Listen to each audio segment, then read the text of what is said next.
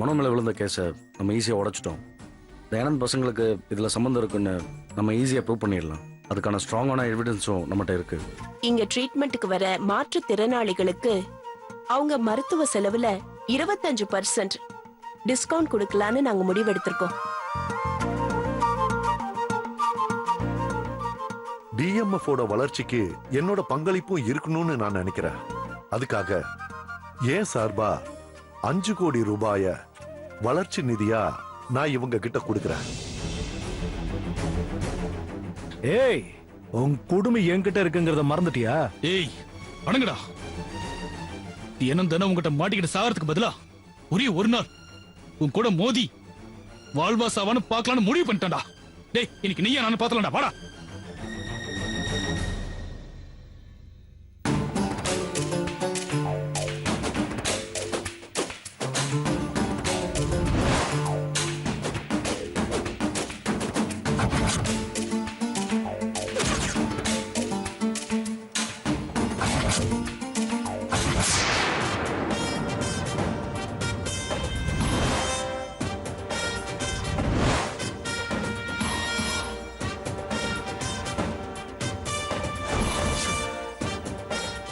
சந்தீப்,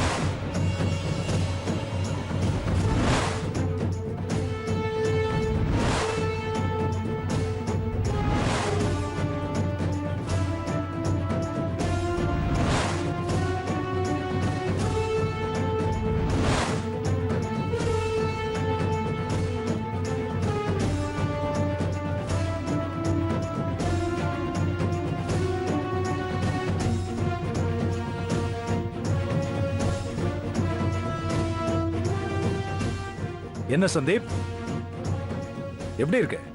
நல்லா இருக்கியா? என்ன எதிர்பார்க்கல?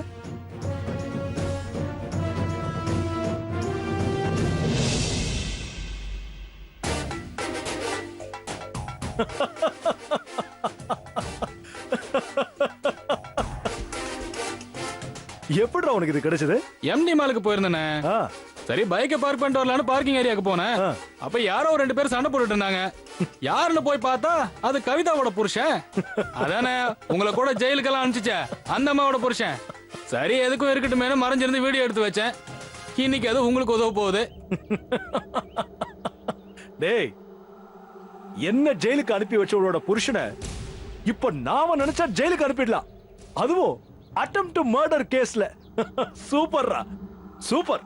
குத்துப்பட்டவன் செத்து போயிட்டா அப்புறம் தன்னால இது மர்டர் கேஸ் ஆயிடும்.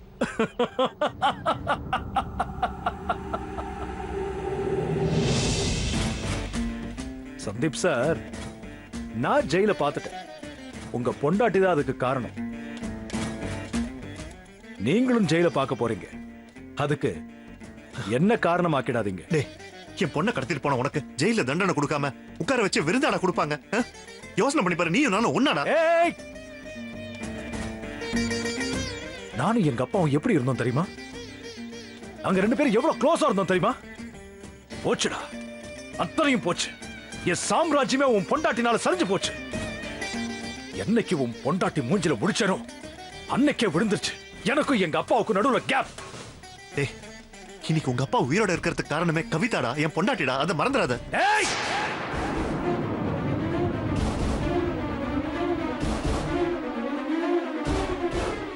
வெறுத்து ஒதுக்குற ஒரு அப்ப இருந்தா என்ன செத்தா என்ன?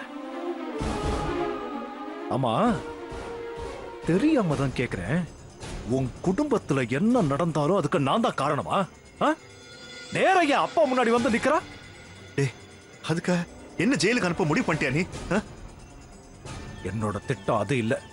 பின்ன என்ன? இது பாரு, உனக்கு பணம் வேணுமா சொல்லு, நான் தரேன். பணம்? பணமா? உனக்கு எவ்வளவு வேணும்னு சொல்லு, நான் தரேன். ஏய், நானும் எங்க அப்பாவும் பிரிஞ்சிட்டோம். ஒரே வீட்டுல தனித்தனியா வாழ்ந்துட்டு இருக்கோம்.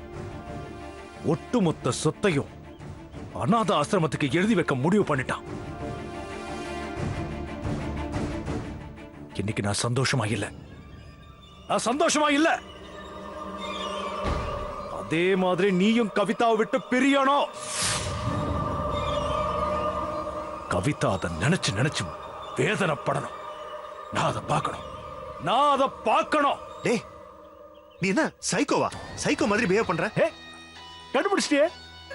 ஆமாண்டா, ஆமா, நான் சைக்கோ தான். சைக்கோவே தான். உன் பொண்டாட்டி நிம்மதியை கெடுக்க வந்த சைக்கோ. போயிடு, உன் பொண்டாட்டியை விட்டு ஓடி போயிடு. திரும்பி பார்க்காம போயிடு. இல்லனா நீ கொலை கேஸ்ல ஜெயிலுக்கு போறத யாராலையும் தடுக்க முடியாது. டேய், என்ன சொல்ற? என்ன, உன் பொண்டாட்டிய நீயும் பிரிய போற நாள நான் கொண்டாடலான் இருக்கேன். சீக்கிரமே முடிவெடுத்து சொல்லு. போலீஸ் பாலன் மர்டர் கேஸ்ல பயங்கர இன்ட்ரெஸ்ட் காட்டுறாங்க. மாட்டிக்க போற. உஷாராயிரு. சரியா? நான் கிளம்புறேன்.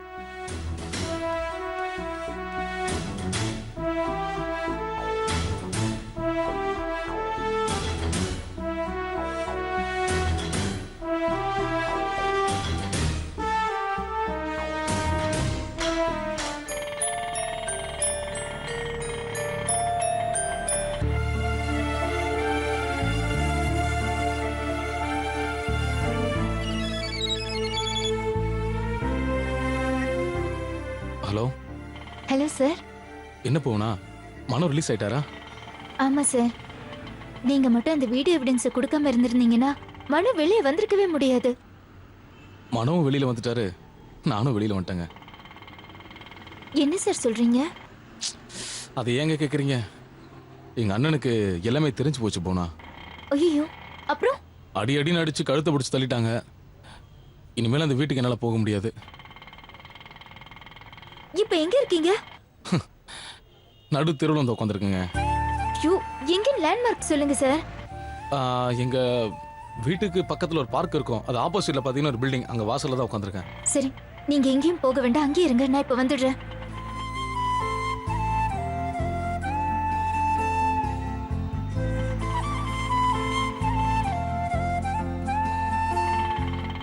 அண்ணே, கொஞ்சம் ஆரியபுரம் போங்க, கொஞ்சம் சீக்கிரமா போங்கண்ணே.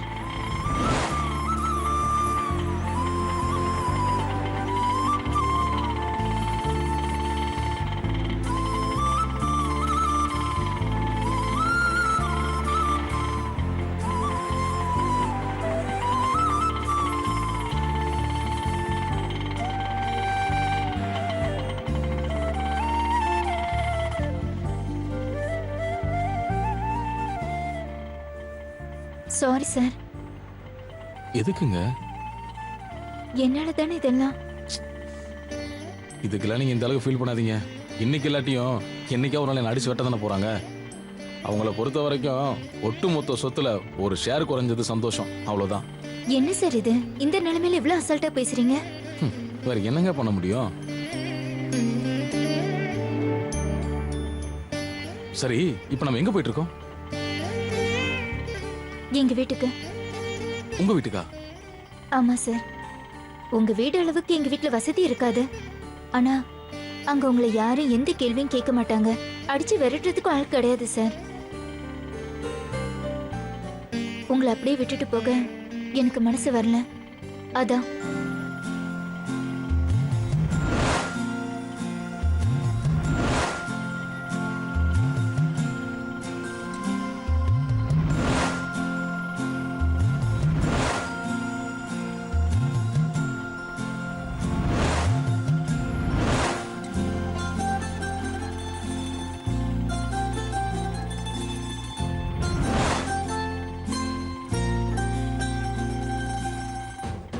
எல்லாத்துலயும் ஒரு ஆத்திரம். நீ தானமா யோசிச்சிருந்தா இப்படிலாம் ஆயிருக்குமா? அவன் திமிர் எடுத்து நமக்கு எதிராக சதி பண்றான். என்ன பண்ண சொல்ற? அவன் கிட்ட போய் எதுக்கு உண்மையை வளர சொன்னது? அந்த பார்மசி கதை விஷயத்தை நான் துருவி கேட்டதுனால சொன்னீங்க, இல்லன்னா சொல்லிருப்பீங்க. ஏதோ ஒரு கோவத்துல அவன்கிட்ட உண்மையை சொன்னேன். அதை ரெக்கார்ட் பண்ணி கேட்டோன்னு எனக்கு எப்படி தெரியும்? ஆரம்பத்துல இருந்தே அவனுக்கு இந்த விஷயத்துல இஷ்டம் இல்லைன்னு நம்ம எல்லாருக்குமே தெரியும்ல. பத்தாததுக்கு இப்ப போனாவ வேற லவ் பண்றான். அவன் இவனை தூண்டி விட்டு வேடிக்கை பாக்குறா. அவன் கிட்ட போய் இந்த நிலைமையில உண்மையை சொன்னா ச்சே. இல்ல சங்கீதா, அன்னைக்கு எங்க 2 பேரையும் நிக்க வச்சு கேள்வி மேல கேள்வி கேட்டுட்டான். அந்த கோவத்துல அப்பாவுக்கு என்னாச்சுங்கறத சொல்லிட்டான். இப்படி அவன் ரெக்கார்ட் பண்ணுவான்னு நாங்க எக்ஸ்பெக்ட் பண்ணவே இல்ல சங்கீதா. அவன் கேட்டா எல்லாத்தையும் போய் சொல்லிடுவீங்களா? சமாளிக்க வேண்டியது தானே. ஆத்திரப்பட்டா ஆசைப்பட்டது எதையுமே நடத்த முடியாது. ஒரு செகண்ட் யோசிச்சிருந்தா இந்த பிரச்சனை எதுவுமே வந்திருக்காது. அதான் பிரச்சனை வந்துருச்சுல. கோவத்துல வீட்டை விட்டு வெளில துரத்தியாச்சு. அப்புறம் என்ன? என்னையே கத்திக்கிட்டு இருங்க. மத்தபடி உருப்படியா ஒரு வேலையும் நடக்காது. ஆமா, அவன் வீட்டை விட்டு போயிட்டா எல்லா பிரச்சனையும் முடிஞ்சிருமா? நம்ம போட்ட கேஸ் நமக்கு எதிராவே கோர்ட்ல எவிடன்ஸ் இருக்கு. இப்ப இதுக்கு என்ன பண்ண போறீங்க? ஜெயிலுக்கு போறதுக்கு தான் அமெரிக்கால இருந்து வந்தோமா? ஒழுங்கா சம்பாரிச்சு சந்தோஷமா தான் இருந்தோம். உங்க அப்பா சொத்தை அனுபவிக்கிறதுக்கு தானே இங்க வந்தோம். ஆனா எதுவுமே நடக்கல. சிக்கல் மேல சிக்கல் வந்துகிட்டே இருக்கும். இத பாருங்க, நீங்க கேட்டா கேளுங்க, கேட்காம போங்க. நல்லதோ கெட்டதோ இத்தனை நாளா அவன் நம்ம கட்டுப்பாட்டுல தான் இருந்தான். ஆனா இப்போ நமக்கு ஆப்போசிட்டா அவன் திரும்பி இருக்கான். அது ஞாபகத்துல இருக்கட்டும். கூடவே இருந்து கழுத்த இறக்கிறதுக்கு இது எவ்வளவோ பரவாயில்ல. விடு. அப்படியெல்லாம் விட முடியாது. அவன் ஒண்ணு அண்ணக்காவடி இல்லையே. அவன் பேர்லயும் உங்க அப்பா நிறைய சொத்து எழுதி வச்சிருக்காரு. அது ஞாபகத்துல இருக்கட்டும். அவன் போனா பரவாயில்ல. ஆனா அவன் பேர்ல இருக்கிற சொத்து நம்ம கை விட்டு போயிடக்கூடாது. அப்போ ராஜேந்திரன் கூப்பிட்டு பேசலாம்னு சொல்றியா? ராஜேந்திரன் கிட்ட என்ன பேசணுமோ நான் இனிமே அதை பாத்துக்கிறேன். ஆனா அது வரைக்கும் நீங்க 2 பேரும் மறுபடியும் அவங்க கிட்ட ஏதாவது உளறி குட்டைய குழப்ப கூடாது. அடுத்தவங்களை ஆட்டி படைக்கணுங்கிறதுக்காக நம்ம ஆத்திரப்படக்கூடாது. எந்த வேலையும் உருப்படியா நடக்காது. இப்ப ராஜேந்திரனை என்ன பண்ணலாம்னு சொல்ற? அதுதான் நான் பாத்துக்கிறேன்னு சொல்லிட்டேன்ல. நான் பாத்துக்கிறேன்.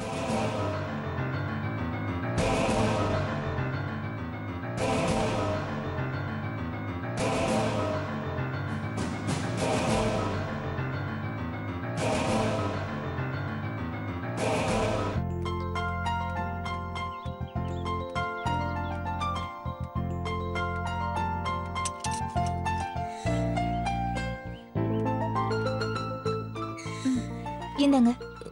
என்னங்க இதெல்லாம்? உங்களுக்கு புது Dress போட்டு பார்த்துட்டு சொல்லுங்க சைஸ்லாம் கரெக்டா இருக்கான்னு.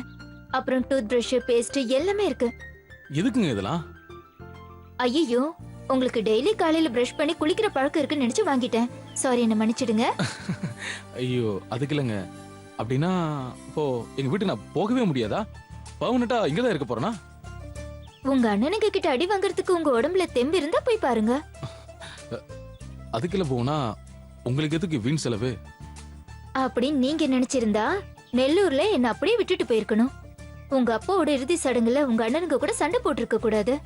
அப்புறம் மனோ ஜெயில கிடந்த எனக்கு என்னன்னு போயிருக்கணும்.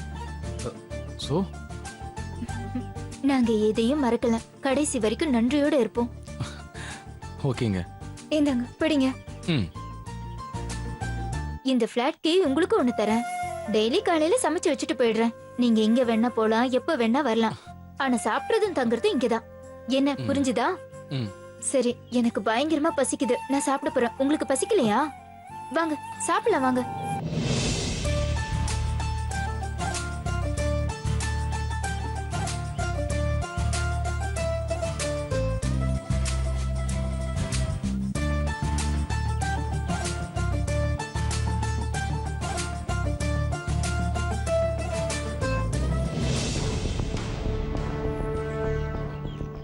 ஹலோ கவிதா, ஒரு நிமிஷம். என்ன கவிதா, இந்த நேரத்துல இந்த இடத்துல எங்களை எதிர்பார்த்திருக்க மாட்டியே? எதிர்பார்க்காத நேரத்துல என்ட்ரி கொடுக்கறது தான் எங்க பாலிசி. என்ன வேணும் உங்களுக்கு? உன்கிட்ட நாங்க கொஞ்சம் பேசணும். உன் கூட பேசுறதுக்கு நேரமும் இல்ல விருப்பமும் இல்ல. அப்படி சொன்னா எப்படி கவிதா? உனக்கு பிடிச்சிருக்கோ பிடிக்கலையோ இவன் ஒரு வீடியோவை காட்டுவான், அத பாரு. அதுக்கப்புறம் பேசணுமா இல்ல போகணுமான்னு நீயே முடிவு பண்ணிக்கோ. பல்லவா காட்டு. பாரு இந்த வீடியோவை.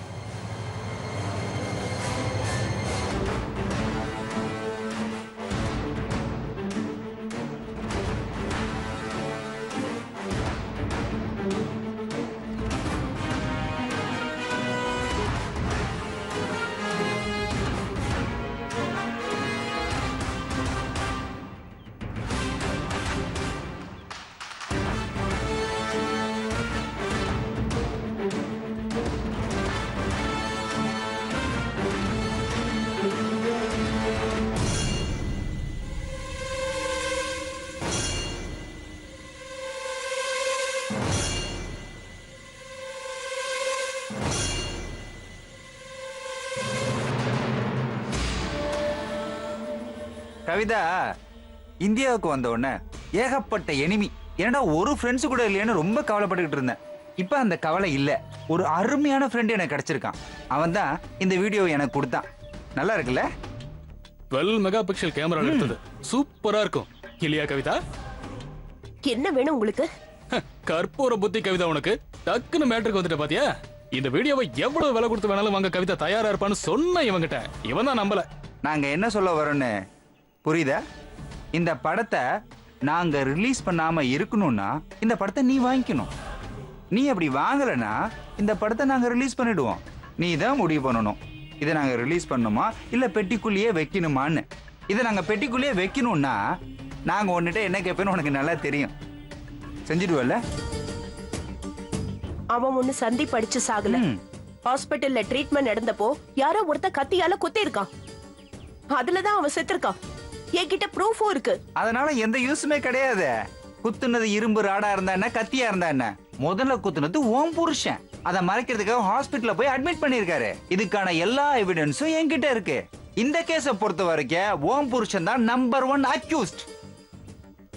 எப்படியும் ஒரு 6-7 வருஷம் உள்ள தூக்கி போடுவாங்கன்னு நினைக்கிறேன். பாவம் சந்தீப், சின்ன வயசு, நிறைய அனுபவிக்க வேண்டியதெல்லாம் இருக்கு. அவரை தூக்கி உள்ள போட்டுட்டா நீங்க எல்லாரும் கஷ்டப்படுவீங்க. அதை மறந்துடாத. பாவண்டா சந்தீப், மன்னிச்சு விட்டுலாம், ஜெயிலுக்கெல்லாம் போக வேண்டாம். இங்க பாரு கவிதா, இந்த ஹாஸ்பிட்டலோட பவர் ஆஃப் அட்டானிய எங்க பேருக்கு எழுதி கொடுத்துரு. ஹாஸ்பிட்டல் எங்களுக்கு வந்துரும், இந்த வீடியோவை உங்களுக்கு கொடுத்துருவோம். எப்படி நம்ம டீல்? நான் ஒத்துக்கலனா ஒன்னும் அர்ஜென்ட் இல்ல. நிதானமா யோசிச்சு எங்களுக்கு பாசிட்டிவா ஆன்சர் சொல்லு. ஓகே, யோசிங்க, வரோம் நாங்க.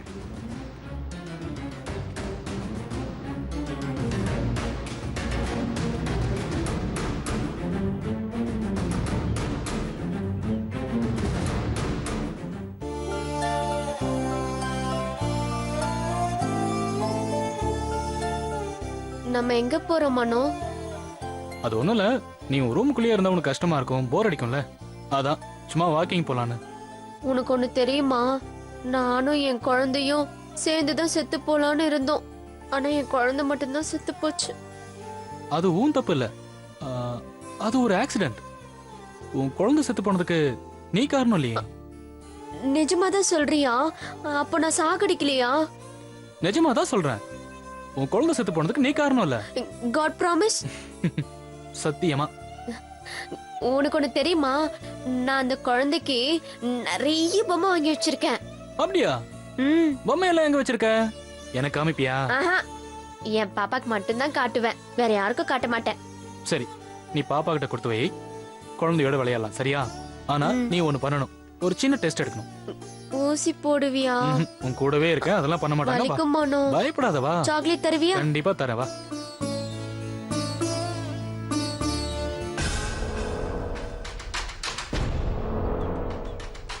இன்னும் எவ்வளவு நேரம் தான் வெயிட் பண்றது? யார் வரா? கொஞ்சம் வெயிட் பண்ணுவோம், பார்த்தா உங்களுக்கே தெரியும். இவ்வளவு நேரம் வெயிட் பண்ற அளவுக்கு அந்த ஆள் அவ்வளவு பெரிய ஆளா? ஆமா, பெரிய ஆள் தான்.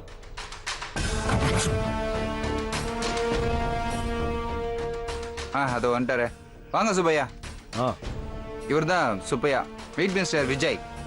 இவர் தான் கவிதாவோட லாயர். ஹலோ. ஹலோ. இவரு சுப்பையா, அண்ணாச்சியோட ஒரே பையன், மல்டி மில்லியனர். அண்ணாச்சி பற்றி கேள்விப்பட்டிருக்கேன். அவருக்கு கிட்னி டிரான்ஸ்பிளான்டேஷன் ஆப்ரேஷன் பண்ணது கவிதா தானே? ம் அப்போ உங்கள் பொண்ணு நீங்கள் தான் கடத்துனீங்களா?